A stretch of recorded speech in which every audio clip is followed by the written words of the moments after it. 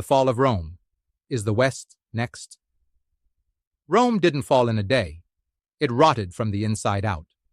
A global superpower, once feared and admired, collapsed under its own weight. And if you think history doesn't repeat itself, look around. Let's talk about how Rome fell, and why the modern West is walking the same path. 1. Corrupt leadership and political chaos. Rome's emperors went from warriors to incompetent elites who cared more about their personal wealth than the empire. Sound familiar? Politicians today lie, steal, and print money to keep people distracted, while the real power shifts to unelected elites, corporations, banks, and global institutions. 2. Reckless spending and economic collapse. Rome debased its currency, flooding the market with worthless money. Inflation soared, wages stagnated, and the empire bled wealth.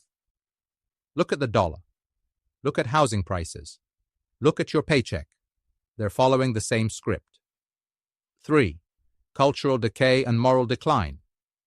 As Rome grew richer, it grew weaker. Bread and circuses kept the people entertained, while corruption ran unchecked. Now, TikTok, reality TV, and endless distractions keep people pacified, while society rots from within. Strong men built Rome, weak men destroyed it. 4. Unchecked immigration and resource strain. Rome opened its borders to barbarians who didn't share its values. Over time, the Roman identity disappeared, and the empire became unrecognizable. Today, the same thing is happening in the West. Mass migration, cultural dilution, and rising social tensions. The question is, what happens when the system can't sustain itself? 5. Military overstretch and collapse. Rome's army once dominated the world. But as the empire grew soft, its military weakened, and foreign enemies took advantage. Now, the US and NATO waste trillions on endless wars, while recruitment plummets. If a real enemy challenges the West, who's fighting back? So, is the West the next Rome?